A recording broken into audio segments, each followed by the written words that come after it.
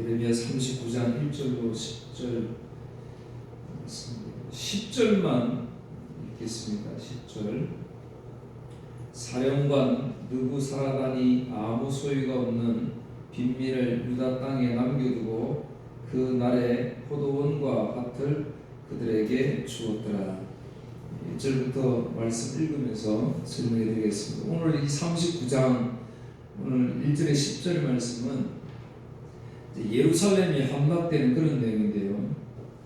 이스라엘 백성들에게 있어서 이 예루살렘 또 성전은 굳이 말씀을 안 드려도 너무 소중한 것이지요.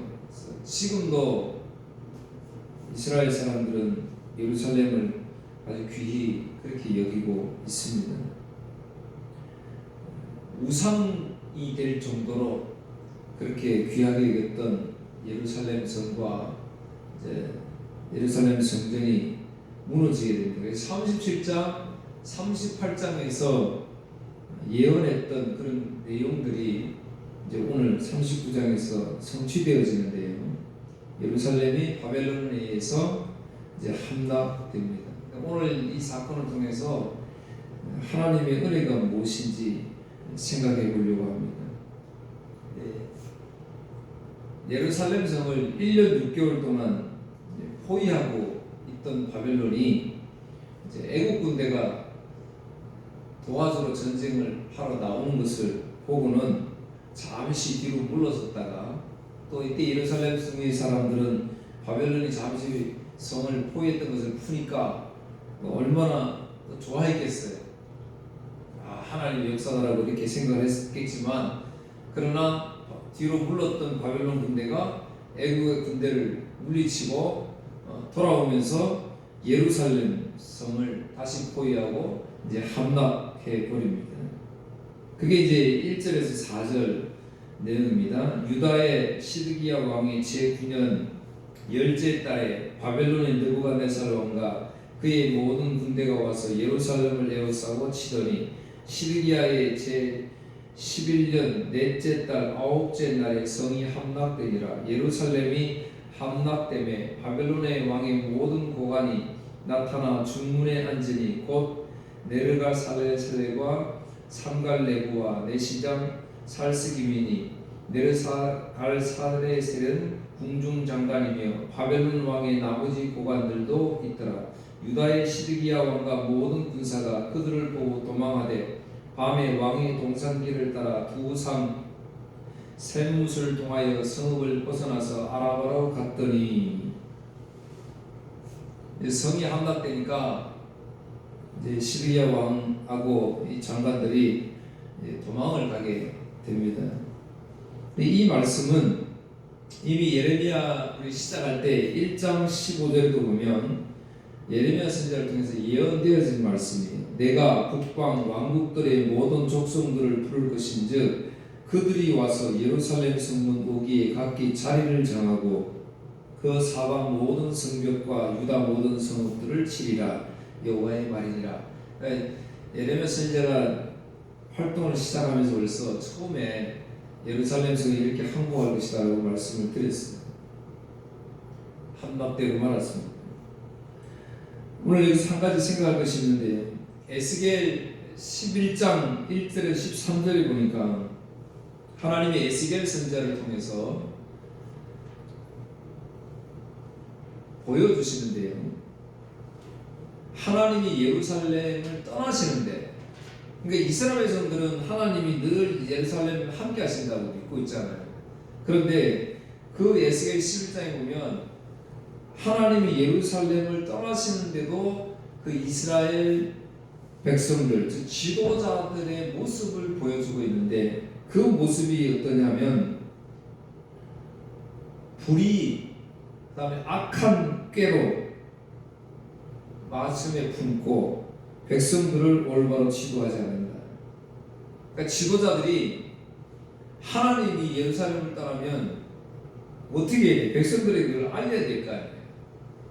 우리가 불순종해서 하나님 말씀을 순종하지 않았어. 하나님이 우리를 버리신다. 그래서 회개해야 된다. 그렇게 외쳐야 될까? 그런데 지도자들은 그런 데 관심이 없었어요. 오로지 자신의 안위와 행복만. 우리가 앞에서 말씀드렸듯이 지도자들은 뭐에만 관심이 있었어요? 나의 세상에 새가 가득히 모이는 것. 즉 교회에 많은 사람들이 모이는 것에만 관심을 가지고 있었단 말이에요. 그래야 어떻게 되니까요? 내가 살찌고 윤택해지니까. 이미 예레미야 선지자도 예언된 말이잖아요. 그래서 높은 지위에 올라오는 지도자들, 관리들 이런 사람들은 세상에서 자기들은 저 높은 위치에 있으니까 이걸 뭐라고 생각해요? 이걸 하나님의 축복이라고, 승리라고 생각합니다. 그런데 하나님 보실 때에 이 세상에서 승리해서 높은 위치를 차지했던 사람들은 하나님 시각에서 보면 그냥 세상 욕망으로 가득 채워진 사람들 뿐이었어요.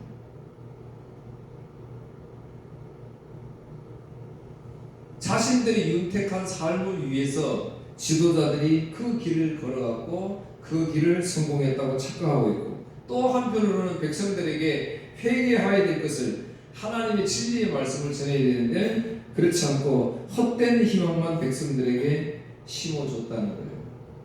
아무리 바벨론에 쳐들어와도, 아무리 강력한 나라가 우리를 쳐들어와도 하나님이 세우신 이 예루살렘 성전은 무너지지 않는다. 그렇게 희망 고문을 했던 것이지. 오늘도 마찬가지예요. 오늘도 와서 우리가 하나님 기도만 하면 된다. 그러면 하나님이 다 모든 걸 해결해 주신다. 그래서 헛된 고문을 하잖아요. 그래서 기도하게 만들고, 뭐 점쟁이도 아니고 40일 금식 기도하라고 그러고, 어느 용한 기도원에 가서 기도하고 오면은 문제가 해결된다고. 여러분, 이게 다 우상이잖아요. 용한 기도원이 어디 있어요? 용한 교회가 어디 있어요?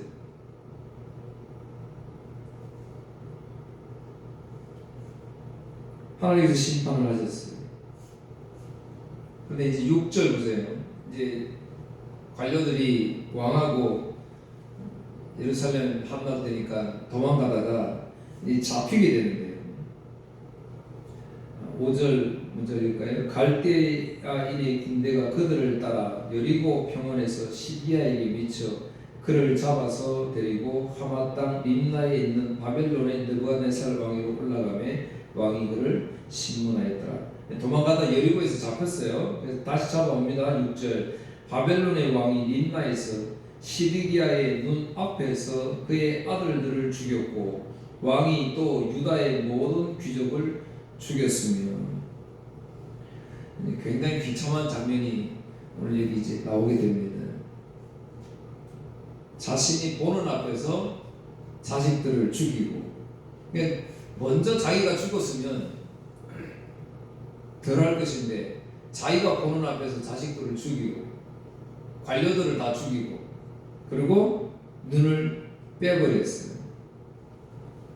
당시에 이거 가장 비참한 고문이었습니다. 왜 그럴까요? 사람은 이 시각을 통해서 어떤 경험을 축적하잖아요. 시각을 통해서 경험하게 되거든요. 뭐 나쁜 추억이든 좋은 추억이든. 그래서 시각을 통해서 경험을 쌓고 이것을 기억에 담습니다. 그러니까 이 시드기야 왕은 자기가 보는 앞에서 아들이 죽는 광경을 봤단 말이지. 그리고 눈을 빼버렸어요. 그런데 그의 기억 속에는 가장 비참한 것으로 남게 된다는 것이지. 예를 들어 그래, 가장 우리 옆에 사랑하는 사람이 세상을 먼저 떠났을 때 그를 어떻게 기억해요?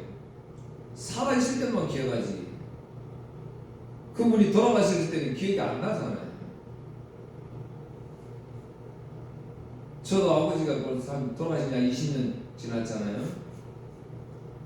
지금 살아계시면 90이 넘었는데, 그런데 지금 제 기억 속에는 90된 모습이 기억되나요? 아니잖아요. 그 살아계실 때의 모습만 기억난다는 거예요. 그 시드기야가 차마 기여하기 싫은 비참한 것을 지금 당하고 있다는 사실입니다. 주고 2번 보세요. 그들은 시드기야가 보는 앞에서 그의 아들들을 죽이고 그의 눈을 뺀 뒤 쇠사슬로 묶고 바벨론으로 끌고 갔습니다.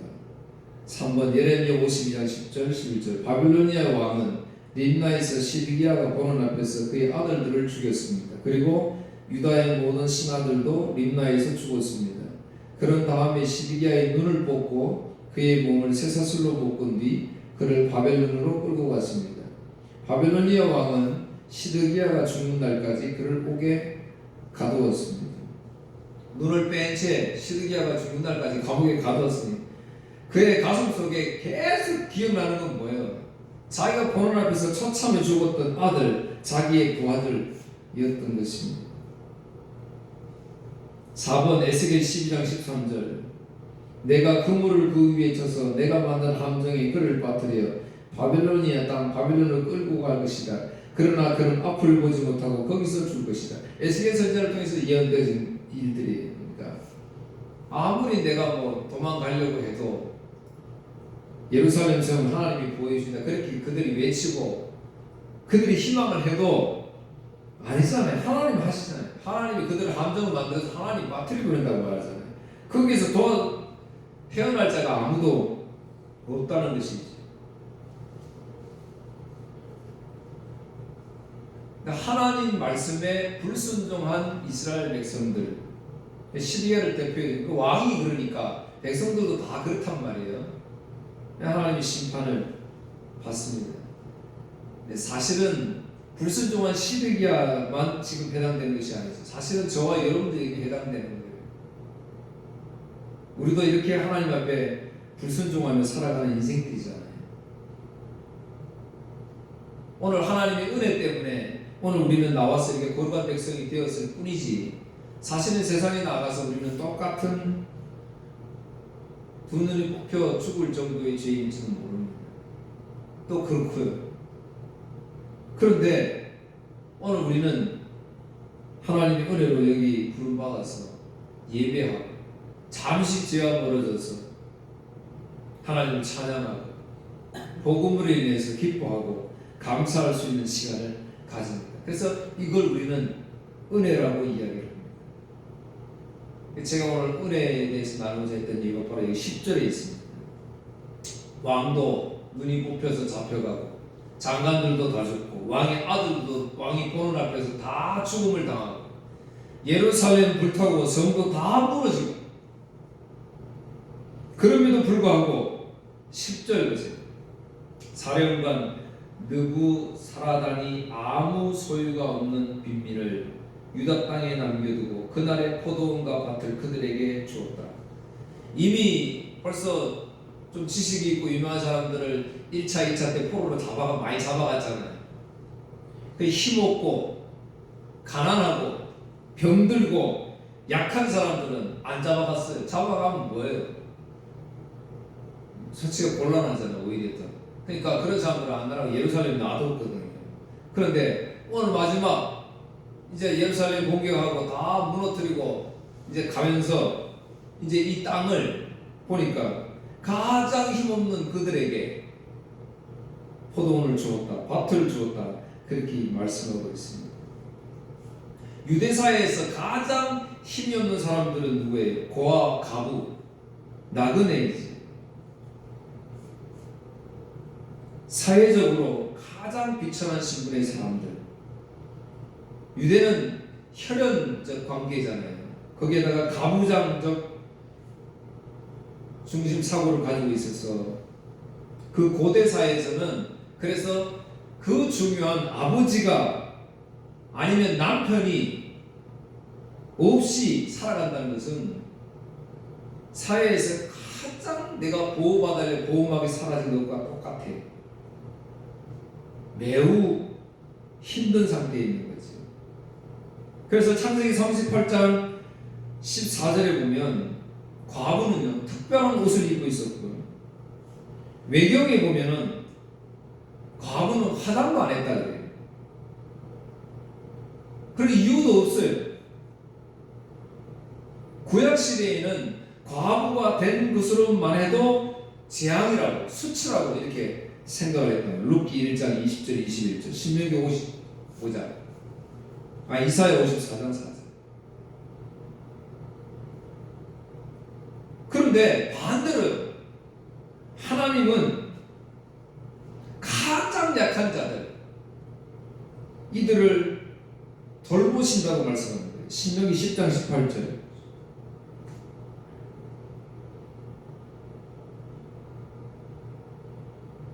그 다음에 10번 이사야 1장 17절 23절 보세요. 10번 옳은 일을 배우고 정의를 찾아라. 억눌림 받는 사람을 구해주고 재판에서 고아들을 지켜주며 과부들의 억울한 사정을 들어주어라. 여호와의 말씀이라. 오늘아 우리 서로 이야기해보자. 너희가 심하게 억눌졌을지라도 눈처럼 깨끗해질 것이며 너희 죄가 진홍색처럼 붉을지라도 양털처럼 희어질 것이다. 너희가 기꺼이 내게 복종하면 땅에서 나는 좋은 작물을 먹을 것이다. 그러나 나를 따르지 않고 등을 돌리면 너희 원수의 칼에 망할 것이다. 이것은 여호와께서 친히 하신 말씀입니다. 하나님은 잘 따르던 예루살렘이 어찌하여 창녀처럼 되었는가. 한때는 정의가 가득하고 하나님께서 원하시던 대로 살던 곳인데 이제는 살인자들의 성이 되어버렸다. 예루살렘아 너는 은을 재련하다가 남은 찌꺼기같이 되었고 물을 섞은 포도주같이 되었구나. 내 지도자들은 반역자들이요 도둑의 친구들이다. 모두들 내 부를 좋아하고 선물 받기를 바란다. 재판에서 고아들을 지키려 하지 않고 과부들의 억울한 사정도 들어주려 하지 않는다. 그러니까 하나님은 고아와 과부들을 보호하신다 그러는데 그런데 이스라엘 사회는 정작 정반대의 길을 걷고 있었습니다. 또 보세요. 레위기 7장 5절 7절 11번 너희는 너희의 길과 행실을 받고 올바른 일을 행하여야 한다. 이웃끼리 정직하게 살아야 된다. 나그네와 고아와 과부를 억누르지 말아라. 이곳에서 죄 없는 사람을 죽이지 마라. 다른 신들을 섬기지 말라. 거짓으로 말하는 그들은 너희의 삶을 망칠 뿐이다. 그렇게 하기만 하면 내가 너희를 이 땅 곧 내가 너희 조상에게 영원토록 준 이 땅에서 살게 하겠다. 여기도 나그네와 고아와 과부를 억누르지 마라. 그렇게 말씀드렸습니다. 에스겔 22장 7절 12번 성 안에서 그들은 아버지와 어머니를 멸시하고 외국인을 학대하며 고아와 과부를 함부로 대했다. 지금 어떻나요? 지금도 마찬가지예요. 13번 스가랴 7장 10절 14절 과부와 고아와 외국인과 가난한 사람을 억누르지 마라. 다른 사람을 해칠 마음조차 품지 마라. 그러나 그들은 내 말에 복종하지 않았다. 그러니까 계속해서 성경 이런 데서 과부 나그네를 잘 보살펴라 그렇게 말씀하는데 이스라엘 백성들은 그렇게 하지 않았다라고 이야기를 합니다. 그런데 보세요. 이스라엘 사람들은 고아와 과부 나그네를 보살피지 않았다고 말씀하지. 그래서 선지자를 통해서 그 사실들을 오늘 책망했어요. 예레미야 선지자, 이사야 선지자, 말라기 선지자, 스가랴 선지자. 그래서 전부 선지자를 통해서 이스라엘 백성들이 저 반대의 삶을 책망을 했다는 거예요. 그런데 오직 유일한 분, 예수님은 오히려 고아와 과부, 나그네들에게 특별한 관심을 가졌습니다. 예수님이 정반대의 지도자들에게 마가복음 12장 38절에서 40절 이렇게 말씀하세요. 한번 보세요. 우리가 교회 다니면서도 이런 모습이 아닌지. 긴 옷 입고 다니는 것과 여러분 보세요. 높은 지위일수록 멋있는 옷 입지요. 예전에 제사장 높은 지위에 있는 사람들은 참 옷을 길게 넓혀가지고 영화 같은 데 보면 이해가 되시지요. 옷 멋있게 입고 그렇게 등장하잖아요. 나 뭐라는 거예요? 제사장이다. 나 백작이다. 뭐 이런 거지. 나 이런 사람이다. 시장에서 문안받는 것과 많은 사람들이 나가면 전부 환대받기로 합니다. 회당의 높은 자리, 교회 오면 뒤에 강대상 뒤에 이 자리, 이거 제 자리입니까? 목사들 자리입니까? 회당의 높은 자리죠. 잔치를 베풀면 날마다 윗자리를 원하는 서기관들을 삼가라. 이들을 뭐라고 예수님 말씀하세요? 그들은 과부의 가산을 삼키며 외식으로 길게 기도하는 자니 그 받는 판결이 더욱 중하리라 하신다. 그렇습니다. 이 세상에서 예수님 이름 팔아가지고 거듭거리는 사람들은 나중에 재판받을 때 판결이 더 중하다라고 이야기를 한다니까요. 그래서 두려워 떨어야 되는 거죠. 그래서 오직 생명의 말씀만 우리가 함께 나눠야 됩니다. 마가복음 12장 43절 44절, 누가복음 7장 13절, 누가복음 18장 2절에서 5절, 21장 3절에서 4절 전부 다 예수님은 고아, 가부, 나그네에 대해서 너그러운 마음을 가지시고 특별한 관심을 가지고 계셨습니다. 그래서 이스라엘 백성들에게도 너희도 이와 같이 하라고 말씀을 하셨습니다. 그런데 그렇지 않았어요. 전부 다 아니야. 예루살렘 무너지지 않아. 예루살렘 성전 또한 무너지지 않아.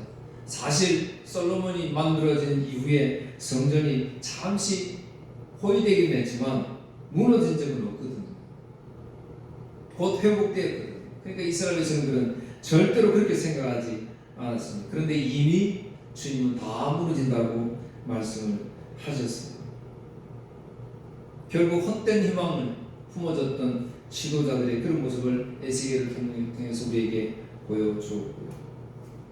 결국 엄청난 심판을 받았습니다. 그럼에도 불구하고 하나님의 나라가 우리에게 은혜로 주어진다는 것을 오늘 10절 말씀을 통해서 보여줍니다.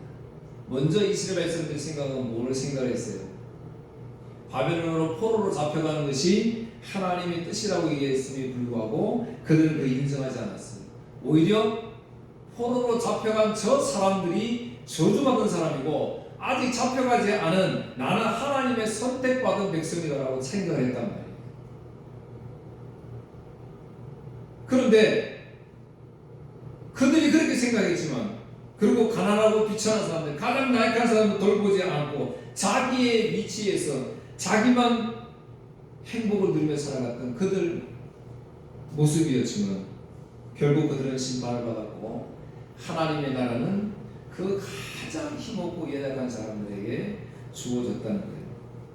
여러분 생각해 보세요. 그러면 예루살렘 성이 다 비었을 때 그 빈 땅, 포도원, 밭을 이 가난한 사람들에게 주었다는 것은 뭘 말씀하는 거예요? 이 세상에서 가난하게 살아있기 때문에 보상을 받았다. 그런 내용이에요? 아니잖아요. 하나님의 나라는 하나님께서 선택한 백성들에게 주어지니까 나의 자격으로 주어지는 것이 아니다. 그 말이에요. 그래서 오늘날 성도들에게 하나님 말씀하시는 거예요. 지금 이 세상에서 우리의 모든 관심은 긴 옷 입고 대접받으면서 높은 자리에 앉고 그 자리에 앉기를 원하는, 그래서 자식을 교육시키고 그래야 네가 뒤처지지 않을까, 그렇게 자식들을 교육시키고 그렇게 하잖아요. 그러는 동안에 우리는 뭐예요? 내 마음과 생각을 다 하나님에게 집중하지 못하고 다 세상에 빼앗기잖아요. 부모들은 내가 하나님을 더 열심히 섬기고 하나님 말씀을 더 많이 연구해서 자식들에게 그 생명의 말씀을 가르쳐줘야 되는데 그것이 아니고 오히려 이 세상에서 네가 잘 되려면 어떻게 돼야 된다고 그것만 강조하잖아요. 그렇게 큰 자녀들이 그렇게 잘 되는가요? 아니잖아요. 사랑하는 성도 여러분, 이 세상 일에 너무 마음과 몸을 빼앗기지 마십시오. 비록 우리가 이 세상에서 나그네로 살지만 또 나그네로 사는 것이 하나님의 뜻입니다. 왜? 하나님 나라가 있기 때문에 진짜 본향이 있다는 거잖아요. 그러니까 본향이 있으니까 이 땅은 나그네 인생이잖아요. 그런데 왜 이 땅을 나그네 인생이라고 생각하지 않고 이 참혹한 심판이 있을 이 세상에 미련을 두고 그렇게 살려고 하십니다. 오늘도 하나님의 나라를 우리에게 주신다고 오늘 이 10절의 말씀을 통해 말씀합니다. 그러니 이 세상에 너무 마음 빼앗기지 말고 사십시오. 나에게 주어질 그 하나님의 나라 그거 소망하시고 그 받을 자격이 없는 나에게 주신 그 하나님 감사하고 거기에 소망을 가지고 살아갈 수 있는 여러분 되기를 또 주의 이름으로 축원합니다. 기도하겠습니다. 하나님 아버지, 우리는 이 땅 위에서 폼내며 살기를 원합니다. 내가 하나님을 믿고 있으니 절대로 우리에게는 나쁜 일이 일어나지 않는다고 생각합니다. 이런 희망 고문을 가지고 살아가는 저희들을 오늘도 말씀으로 깨우쳐 주시고 나그네 인생길을 살아가는 인생들, 그러나 여기 마음과 몸을 빼앗기지 않고 우리 자격이 없음에도 우리에게 주실 그 하나님의 은혜, 하나님의 나라 소망하며 살아가는 저희들 되게 하여 주옵소서. 예수님 이름으로 기도하옵나이다. 아멘.